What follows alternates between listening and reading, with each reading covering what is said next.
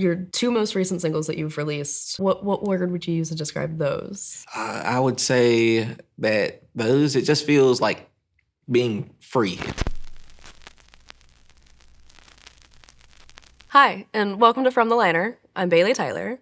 Today we are coming to you from the wonderful 800 East Studios, right off of the Beltline. And I am joined by none other than Devin Shamel. Devin, thank you so much for being here today. Thank you for having me. Well, I just want to jump right into it. So let's talk a little bit about you and your music. How would you describe your sound, your music? I would describe it as just a little bit of blues, a little bit of soul, and a little bit of rock and roll all kind of mixed into one, A unique mix, kind of my take on all those genres and guys I look up to from those genres. Just kind of trying to make it my own thing, so yeah.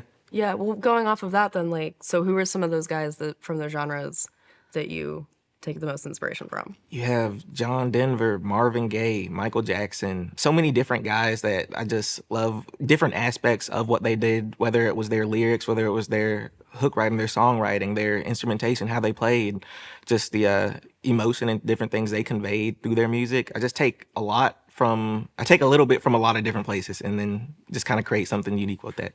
You obviously take inspiration from these artists, and a lot of the ones that you named are not, modern day artists. So how old were you when you first discovered these artists? Were you growing up listening to them, or did you discover them later in life? Well, I would credit my parents with it. They played a lot of the old school stuff when I was growing up on the radio. They'd always have the old school stuff on, kind of repeat the same songs over and over again. So then it was just finding artists that I probably would have never found on my own or wouldn't have found till later in life at least. And just looking into them more. Yeah, and would you say that your parents then were kind of how you mostly got into music, or were there other avenues that kind of got you into music as well? Yeah, probably I'd say it was my dad. He rapped, he produced and rapped, and he did it for a good while, and he did a lot of different really cool things about it. He's always telling me stories about it and stuff. And initially, I had actually started out rapping because I started when I was 13, and I was man, I want to convey myself as a certain type of image, and rappers, they're kind of hard and stuff. Mm-hmm. So I started off doing that, and eventually it just didn't feel like me. So then I was would kind of whisper songs in my room and make R&B songs and stuff. And my parents, they stumbled across my YouTube page randomly. I guess they just Googled my name or something. And then that's when I started trying to take singing more seriously and kind of went into that lane as opposed to just rapping. That's awesome. So your parents were always supportive of your music endeavors. Oh yeah. So why did you kind of hide the R&B, the whole why did you feel you needed to be that rapper image? Because my dad had done it, and then I just felt it conveyed a certain image.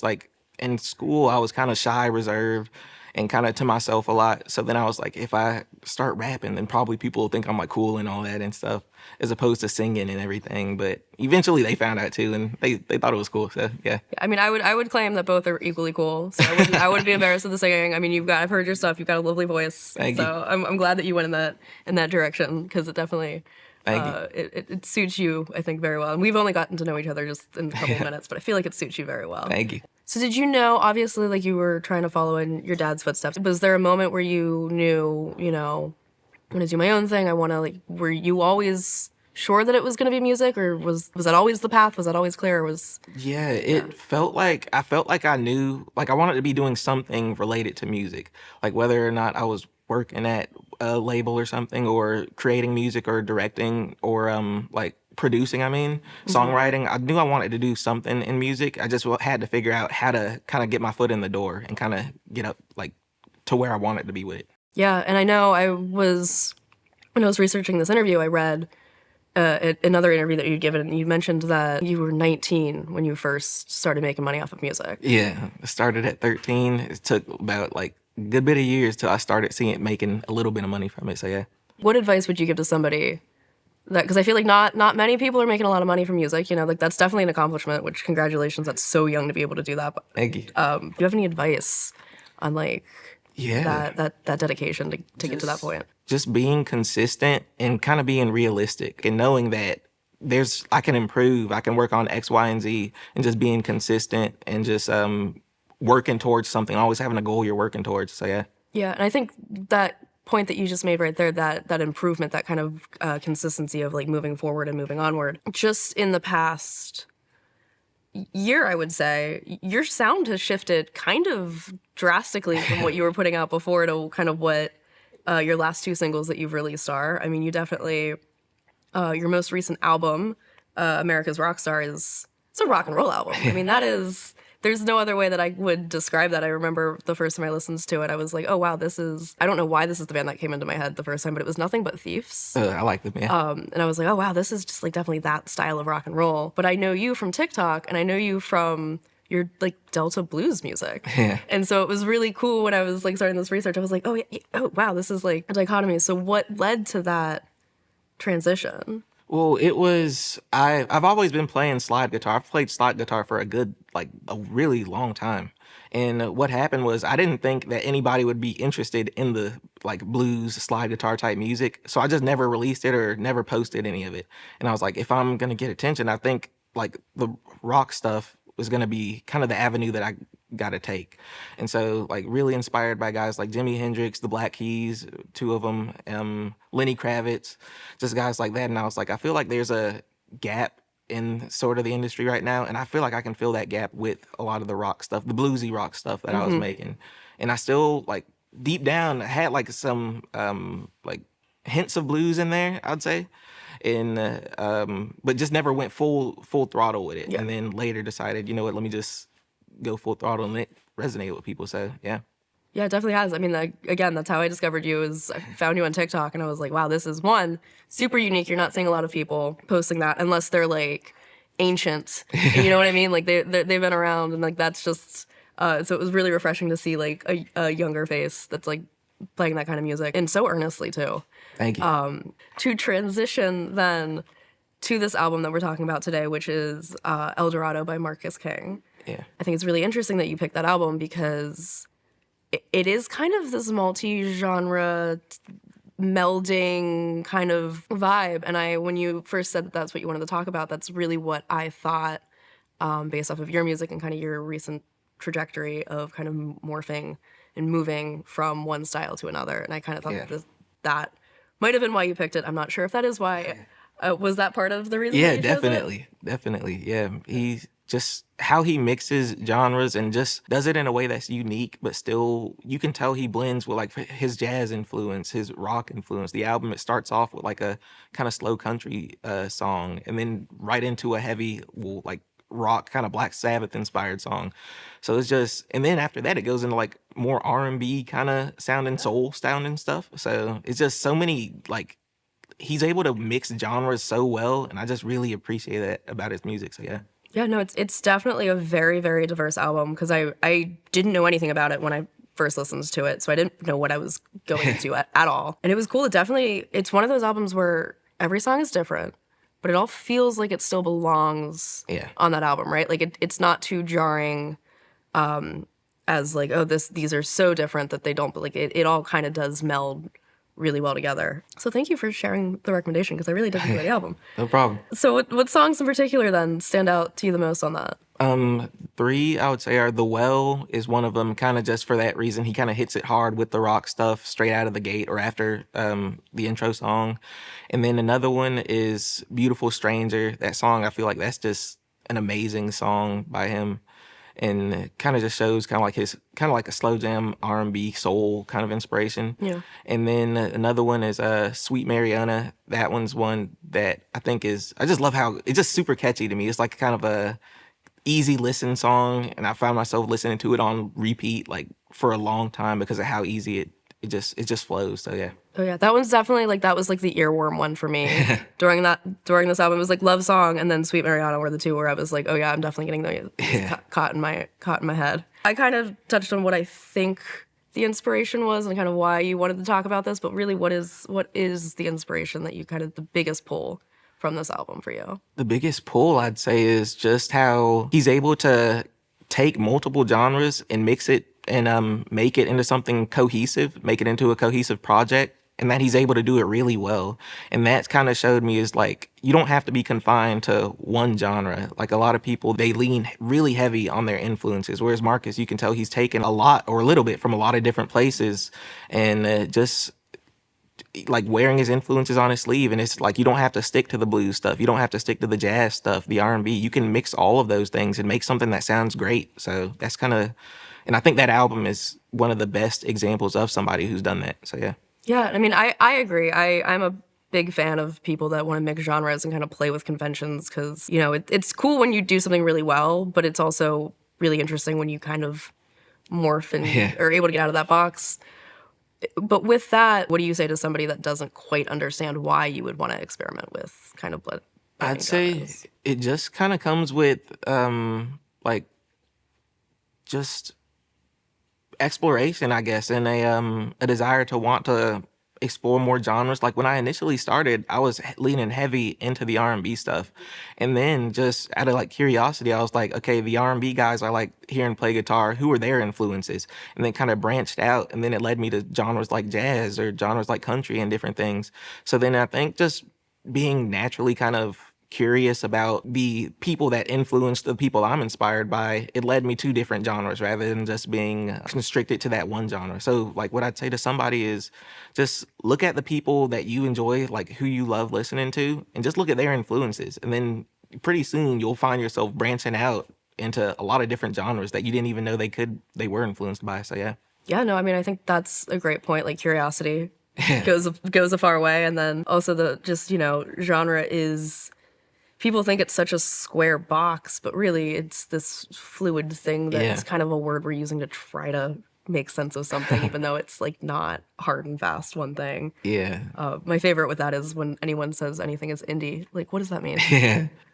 And I get that, like, girl, just going through some of the comments, I get a lot. They'll have people, some people will be like, this is my, well, this song made me like blues music. And then another comment will respond to him. He'll be like, it's not blues, it's country. And they just, like, a lot of people just arguing back and forth. I'm like, yeah, it's kind of hard to put, like, certain things in a box, you know? So it's real cool. Yeah, which leads to that opportunity of you being able to switch kind of sounds and genres because you were so curious and you did kind of like do the research into like all of these different musicians to find that sound. So you're kind of able to make it an amalgamation Yeah. in your own sound. With that, like, what is your biggest takeaway then when you're listening to somebody's music?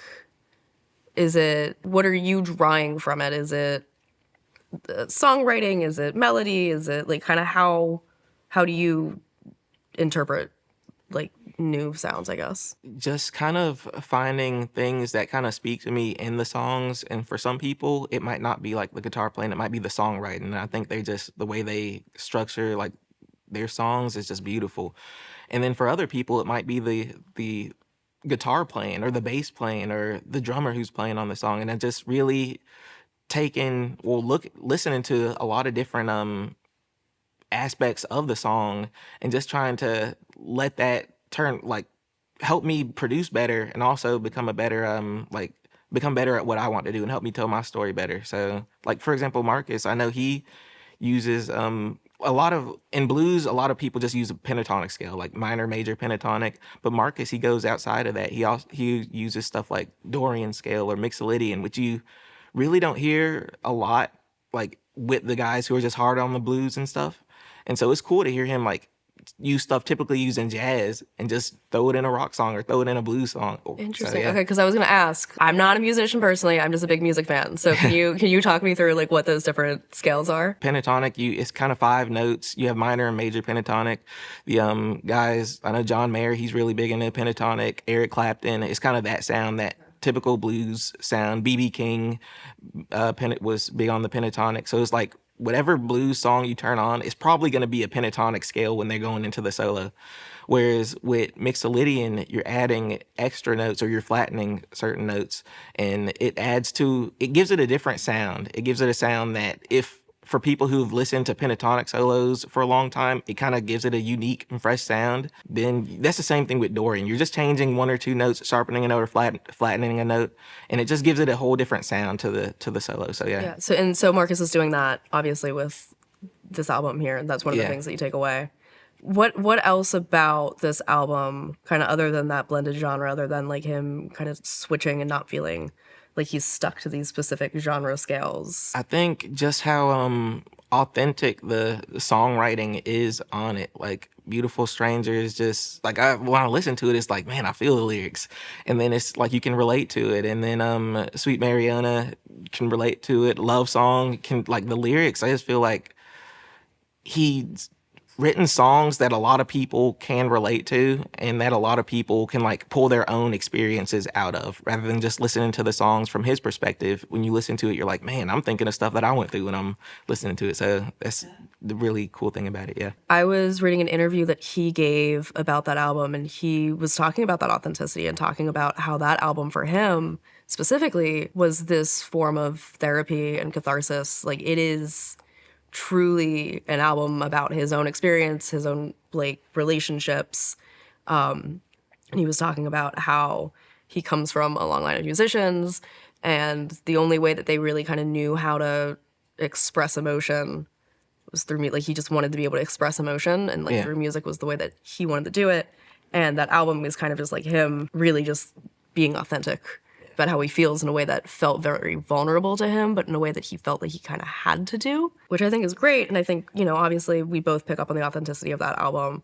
And so I would also like to kind of draw that to your album, not the two most recent singles. I want to talk about those because like it is a very different sound, but your most recent album, America's Rockstar, that came out in May of 25. Yeah. It's a very emotional album, and even just the song titles themselves almost read as a poem of just, I kind of felt like it just had this emotion to it. And I wanted to ask you kind of off of that, how much of your writing and your music is authentically you, and how much of it is just songwriting and creativity, and I want to express this feeling, and it's not necessarily like deeply personal me.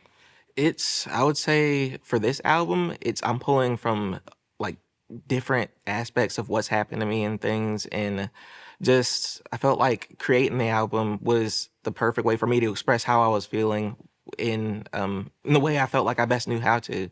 And with a lot of my earlier stuff, especially when I was younger, I didn't have a lot of the experiences to be able to write about and stuff. So I was just, how I would tell like my parents and stuff was like, I'm gonna pretend I'm writing to a movie or something, or to like a show or something. But then as I got older and started to get different life experiences and stuff, and actually had stuff to write about, I found that not only did writing get easier because I was pulling directly from like what was going on in my life, but it just felt more authentic, and it just felt like it flowed more.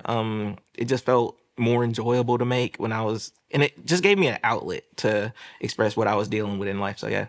Yeah, so you use your music as kind of like a way to internalize and understand, and kind of, yeah, almost like Marcus, right? Like it's catharsis. Yeah. Like you said. No, and I think that that's admirable too, because I think there's a vulnerability associated with that that you can definitely hear in your music. So I just had to ask a question because I was curious, because it seemed a little too authentic to not be coming from the heart. And with that though, because I think, you know, talking about you're drawing from your own experiences, the other interesting thing about El Dorado in my research that I came across was Marcus King, he really talks heavily about the producer influence in that album because it was Dan Auerbach from Black Keys, yeah. And so he produced, and Marcus talks a lot about how at points he had to just kind of step back and trust the process of Dan, and he kind of fully handed it over to him. Like, is that something that you, like, how do you feel about that? How do you feel about a musician being like, I'm just going to step away and I'm going to trust my producer? Or do you think that there should be a more collaborative process to that? Like, where do you fall in kind of that relationship between producer and artist? It's kind of something that I'm kind of 50-50 about. Like, I want to know why behind certain things. Like if I was listening to Stevie Wonder, I wanted to know why his chords sounded a certain way, what exactly he was doing and stuff. So that led me to like music theory and just having that control of the from a production perspective, just knowing exactly the sound that I wanted to go for and how to get it. And I think as it relates to working with other people or being collaborative, sometimes a lot of times I feel like it's best to like step back and then just allow some people or allow different producers, writers and stuff to just let people put their heads together and kind of come up with something that you probably wouldn't have created if you were just doing it by yourself. And I know like with Dan Auerbach, I listen to a lot of the projects he's produced. He's one of my favorite producers out because it just feels like he's able to resonate with the artist he works with so much and just create something that's great always. So yeah, I think that he's one of the best examples of a producer and artist coming together and making something that's really good. Oh yeah, I mean, obviously Marcus only was going to relinquish anything because he trusted his producer. You know, it's not just like, oh, you're telling me that I have to, like, obviously there's a trust involved in that. No, I think that that's interesting. I mean, I'm always curious because I want to know, especially like you are a solo act, right? So it's kind of just you. It's not like you have a band. It's not like you Yeah. are inherently collaborating all the time with your music making. And just like with this one, I know Marcus comes from a band, but this was a solo album for him. Yeah. And so I was very interested in that process of the musicality of it because, you know, I think a lot of people when they think that somebody's a solo artist think that it's just that person. Yeah. And there's oftentimes a lot of other people that are credited to what's going on behind the scenes and everything as well. What else in terms of kind of this album, Marcus, or even Dan, really, do you kind of want to talk about, kind of talk through in terms of, you know, your music and what you make? I guess just what I would say with like Dan is I know for certain artists, I said I like to pull certain things, like whether it be their songwriting, their guitar playing, or how they approach kind of just production in general. But I think with Dan and Marcus, but just Dan because he produced the El Dorado album, he's just one of the guys where I feel like that I can learn from every aspect. Well, I appreciate every aspect of what he's doing. And that's like the songwriting. I think he's a brilliant songwriter. The guitar playing, I think he's amazing guitarist, or at least knows how to tell the story in the way that he wants to. The production in general, that's one of my favorite things about El Dorado is just how it's produced, how it's mixed, and how it's mastered. It adds to the cohesiveness of it, but it just feels like, if I had to describe it, warm kind of, and how they produced the album. So just with him, it's just really just trying to learn from that and learn and how he spans different genres too, because he's produced things that are blues, things that are country, things that are, of course, with like the Black Keys, rock, blues rock inspired. So just the fact that he's able to do it so amazingly, and just trying to learn from that and learn from people who are already doing it great and just kind of take from it. Yeah. Yeah, I think warm is a great way to describe that. I think that is such a good descriptor of that album. Do you feel like after listening to that album, you have a better sense of how you could make warmth in your own music? Yeah. I know that's such a vague, you know, like that's like, there's no way to really talk about that other than like. Yeah. When I think about like a warm album, I think of kind of 70s kind of influence where it's like lots of dead drums in it, or kind of a vocal that didn't have too much reverb on it. All those things kind of work together and just make it kind of a really smooth listen and stuff. Yeah. Yeah, no, and I think with that, I would say, how would you, okay, let's stick with this, like these very vague terms that we can't really like quantize. Your new stuff, right? Your two most recent singles that you've released, Uriner and then Blood Moon Rising. Okay. Yeah. How would you, what word would you use to describe those? I would say that it just feels like being free. If I had to give it one word, free, it feels like I'm finally making stuff that I feel like at home making, and it's stuff that I'm like not ashamed to say, hey, when people ask me, hey, can we listen to your music? I'm like, yeah, okay, here's Yearner, here's Blood Moon Rising. And it's crazy because for the longest, like when I was making, for sure for the rap stuff, I wasn't telling people, but for even the R&B stuff that I was releasing early on, I still wasn't telling people like I was making music and stuff. Or I'd say one of my favorite things was like, I play guitar a little bit, and that's what I'd leave it at that. But with this, it's like I really feel like comfortable with telling people, or if they ask, hey, we want to listen to some of the music you made, I'll be like, I'll share it, because it feels the most authentic, that like some of the most authentic stuff that I've ever made. Yeah. And that just gives me confidence in when people ask about it in person and everything, and sharing it with people. So yeah, So it's like you found your voice finally. Like you found the one that you're willing to like shout from the rooftops. This is me. This is my sounds. Yeah. Which is great. And I'm really curious because I mean I know I keep bringing up that last album you have, and that it sounds nothing like the Delta Blues stuff. But what I'm so curious about with that is that came out in mid 25, and then these two singles came out in late 25. Was that shift already ongoing behind the scenes, or was that a shift that you literally discovered like within the back half of last year? I would say it was definitely like stuff I was working on behind the scenes and just kind of figuring out how to produce it and get it to sound the way I wanted it to sound, and just kind of doing a lot of studying with the a lot of the influences that I had, the older artists that maybe I hadn't heard of, and just looking at how they did it and everything. But it was always something I wanted to get more into. I know a lot of the music that I had on or that I have on streaming is really like electric guitar based, and I think Blood Moon Rising and Yearn are actually the two songs that are the only two songs I feel like that are acoustic based, or kind of not using electric guitars in them. And so I'd been wanting to get into that more kind of natural sound with just like an acoustic guitar and kind of minimalistic and everything. But having a band, it's kind of hard to like play shows and stuff when I play a lot of the stuff on the America's Rockstar and different things. Whereas with this, all I need is like my guitar, probably like tap my foot or whatever.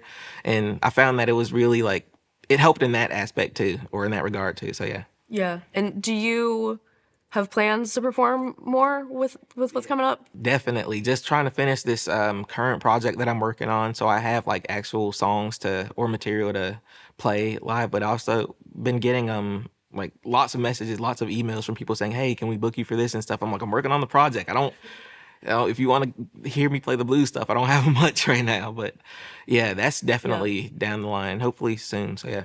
Well, that's super exciting. And I mean, with the idea that you are now playing this more blues stuff, I gotta ask before I even ask the question. Have you seen the movie Sinners? Yeah. Okay. Do you think that, I mean, obviously, I think that some of your like social media viewership kind of follows from the fact that that's Yeah. now kind of more so in like the popular zeitgeist with that movie.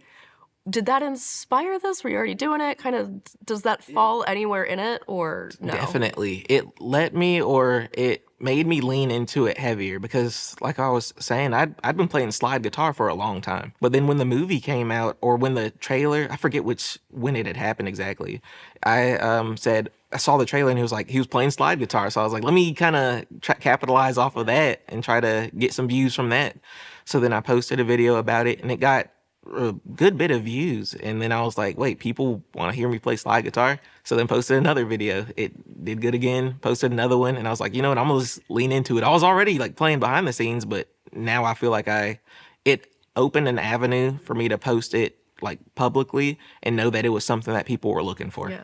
Do you think that you would have started posting as soon, or you would have started publicly sharing this sound as soon without that movie, or did that really kind of give you that push to be like, no, this is the time for the sound?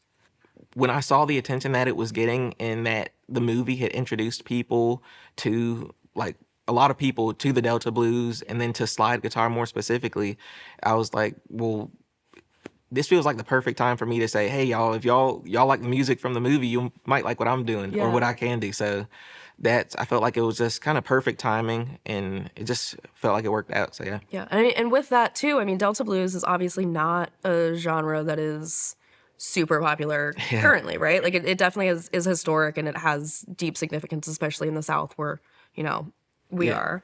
But do you feel a freedom within that of less people know about that genre, or do you feel a pressure to represent the historic nature of that genre?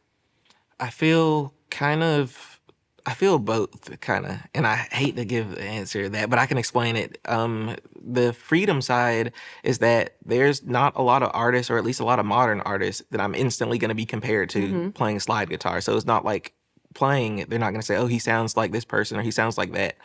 And so I feel the freedom in that regard, that I'm able to just kind of play freely and not feel like I'm being compared to anybody in that lane as far as slide guitar goes. And then as far as upholding what was done in the past, I think that's important because those are kind of the trailblazers, the guys who kind of who set the groundwork for what I'm doing right now, and kind of just like going back to studying my influences and everything, just figuring out that those guys were a lot of the influences of a lot of the guys that I like today. And so I feel like just paying respects in that regard and just letting it know that, just trying to do justice to the genre. And I feel like that's that's kind of how I see it. Yeah, it's a little bit about, would you say that you're trying to put a modern spin on it, or are you trying to stay more traditional? Definitely put a modern spin on it. The reason I kind of want to steer away from the traditional aspect of it is because how I see it is if they want to listen to like the most traditional type, they can just listen to those guys.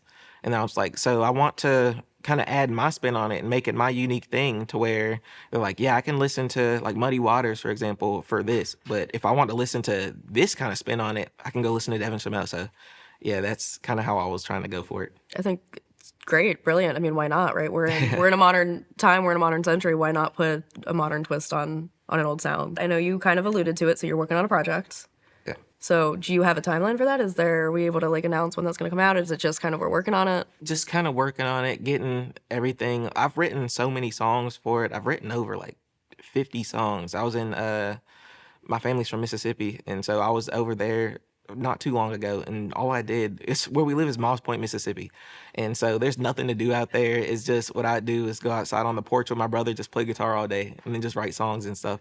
So I wrote so much down there, and just kind of being down there with Mississippi being kind of a hotbed for where a lot of the blues originated, that was really inspirational. But just wrote a ton down there, wrote a lot when I got back to Georgia, and just kind of in the recording phase right now, figuring out what I want to include on the project, what I don't want to include, and then just getting it ready for touring after that. So yeah. Yeah. In that process, kind of, I don't know if you're there yet, but what I want to ask kind of is, how do you figure out, like you say you have 50 songs, right? Yeah. Obviously you kind of know what this is going to look like, but how do you whittle that down? Like, what is your process in terms of like, I have all of this material.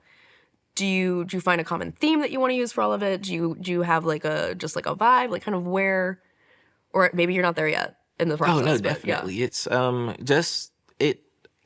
I think about cohesiveness because when I'm in the writing process, I really don't have a theme. I'm just writing whatever I feel like at the time. So then when I look back at it, I go like scroll through the lyrics and stuff or the songs. I'm like, okay, this one, the theme for this one, and even with like the America's Rockstar one, I had more songs than that for that project, but I cut down a lot because I was just like, it just didn't fit the theme I was going for it. So I think just the cohesive aspect of it, and just that's how I narrow down a lot of it, and then just kind of planning ahead too. Like I'll say I'll record these songs, but I won't release them until like these would probably fit a different project better than this current one I'm working on. So I'll just keep them in my back pocket, and then kind of keep on cutting down, keep on trimming, and then until I get about 11, 12 songs, and then I feel like that's a good one to like release the project. So yeah. No, that makes sense. I mean, I'm looking forward to the project. I know it's out there. We don't have a timeline yet, but I will be following along to make sure we see it. Thank you. Before we kind of wrap this up, is there anything else that you want to touch upon? Anything that we kind of didn't talk about that you really wanted to talk about? No, I feel like we covered everything. I feel like just like you said, the project is coming soon. Gonna try to just get that done. And then after that, just gonna be playing a lot of different places around Georgia first, and then going out of there. But yeah, it's all coming along. So yeah. That's awesome. Where can people find you? You can find me on Instagram at Devin Shamel, DevinShamel, and on TikTok it's the Devin Shamel Experience. I had Devin Shamel, but I got locked out of the account, so I had to make a new one. But yeah, the Devin Shamel Experience on there. So, and those are two platforms I'm on. Awesome. And then streaming, is it everywhere? Yeah, streaming. Yeah, Devin Shamel on all streaming platforms. So, yeah. Awesome. And before we go, the question that I ask everyone is from this album, El Dorado, that we were talking about. You were about to perform a cover for us. Yeah. Which song are you going to cover for us today? Beautiful Stranger from that one. So yeah. Awesome. And then I'm going to throw this curveball at you, though. If Marcus King could cover one of your songs, which one would you like? Man, it would be... it would probably be one of them from America's Rockstar. I'd love to hear... I don't have a specific one in mind, but I'd love to hear his take on kind of like the heavy, distorted blues stuff I was doing on that one, and just kind of hear his spin on it. I feel like that would be really cool. Yeah, I do too. That would be fun. Yeah. Well, thank you so much for taking the time to sit down and talk with me. We're gonna have you perform for us here in a moment, so we're very excited for that. And thank you to Studio 800 East as well as Sheba Hut West Midtown for sponsoring today's episode. And thank you again, Devin, so much. We're looking forward to your performance. Glad to be here. Thank you for having me.